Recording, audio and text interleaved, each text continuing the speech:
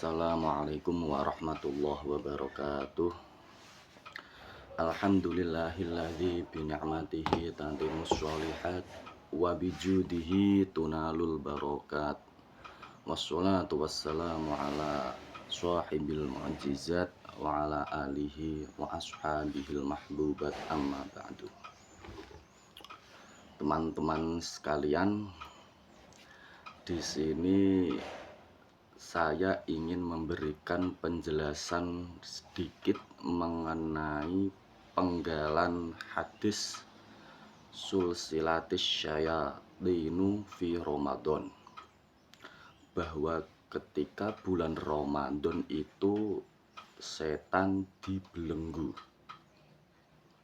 Ini tentu secara dohir redaksi hadis ini kontradiksi dengan realita yang ada, karena kenyataannya ketika bulan Ramadan itu masih banyak sekali kemaksiatan. Lalu bagaimana cara kita memadukan antara redaksi hadis sulsilatis syayatin bahwa setan di bulan Ramadan itu dibelenggu, sehingga secara harfiah kemaksiatan itu tidak ada. Sedangkan realitanya di bulan Ramadan itu masih ada kemaksiatan. Bagaimana cara kita memahami dan memadukannya? Saya lihat di kitab Mausu'ah Al-Hadisiyah ada beberapa pendapat yang memadukan atau menyamakan antara hadis dan realita.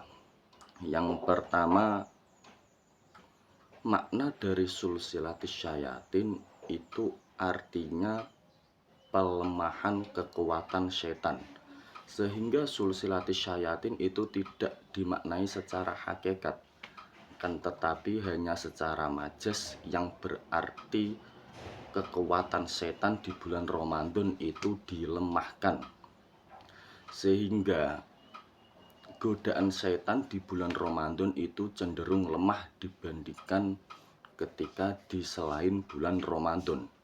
Itu yang pertama.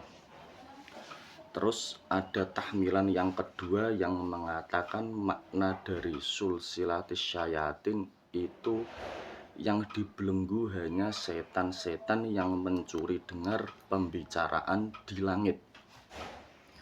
Sudah kita ketahui bahwa Al-Quran itu turun ke Baitul Izzah, langit dunia, itu di waktu bulan Ramadan.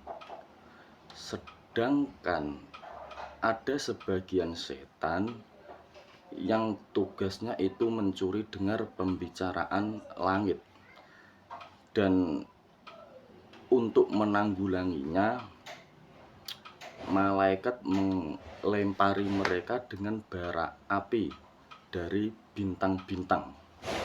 Itu sudah dijelaskan di Al-Quran. Nah, sedangkan ketika Al-Quran turun dari langit menuju langit dunia, itu penjagaan diperketat dengan cara setan-setan yang mencuri dengar pembicaraan di langit, yang biasa mencuri dengar pembicaraan di langit itu dibelenggu, sehingga dia tidak bisa mencuri dengar sedikit pun pembicaraan Al-Quran ketika Al-Quran turun ke langit, sehingga keautentikan Al-Quran itu sudah mulai terjaga dari awal turun ke langit. Itu tahmilan yang kedua. Terus ada tahmilan yang ketiga yang mengatakan bahwa yang dikehendaki sulsilatis syayatin ini tidak semua setan yang dibelenggu, hanya setan yang paling durhaka dan paling kuat godaannya terhadap manusia yang dibelenggu. Sedangkan setan-setan level bawah, level pemula, itu dibiarkan berkeliaran, sehingga di waktu Ramadan itu masih banyak kemaksiatan, tetapi itu kemaksiatan kecil, maksiat elek-elekan lah. Itu pendapat yang ketiga. Terus pendapat yang keempat mengatakan bahwa yang dikehendaki dari setan dibelenggu ini semua setan dibelenggu. Akan tetapi ada catatan tambahan bahwa setan-setan tersebut bisa lepas dari belenggu ketika dia menggoda manusia yang tidak benar dalam puasanya.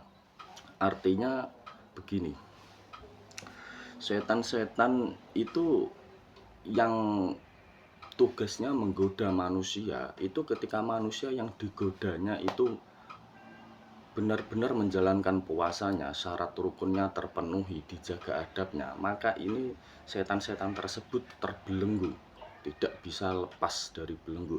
Sedangkan manusia yang tidak bersungguh-sungguh dalam puasanya, tidak dijaga adabnya, syarat rukunnya, maka setan-setan seperti ini lepas dari belenggu sehingga tidak terbelenggu, sehingga ada kemaksiatan.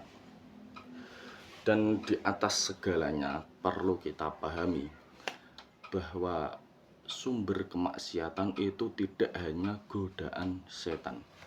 Ada dua lagi sumber kemaksiatan, yaitu hawa nafsu dan juga setan manusia.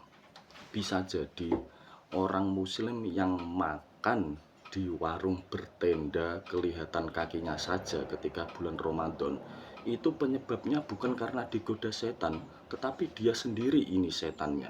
Ini perlu kita pahami. Sehingga kesimpulannya setelah memahami tahmilan-tahmilan ini, kita jadi tahu bahwa antara redaksi hadis, penggalan hadis idza jaa Ramadan terus sulsilatis syayatin itu tidak ada kontradiksi dengan realita yang ada, karena sudah ada tahmilan-tahmilan tadi. Demikian penjelasan, sedikit penjelasan dari saya, kurang lebihnya mohon maaf. Wassalamualaikum warahmatullahi wabarakatuh.